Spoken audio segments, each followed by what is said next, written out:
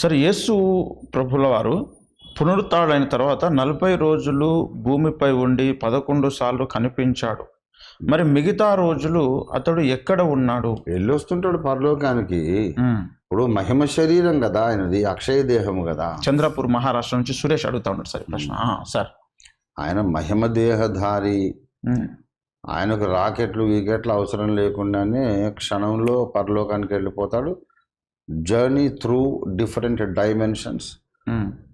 2-3 అంగల్లో ఇక్కడి నుంచి పరలోకంలో ఉంటాడు ఆయన. 2-3 సెకండ్లు. ఇక్కడ ఒక అడుగు వేస్తాడు, ఇంకో అడుగు వేస్తాడు, ఇంకో అడుగు వేస్తే పరలోకంలో ఉంటాడు.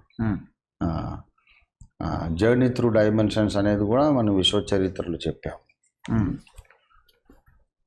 మరి యేసుప్రభు వారు వెళ్ళి వస్తూ ఉన్నాడు అంతే.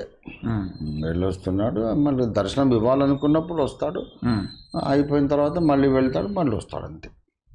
Okay sir, thank you sir.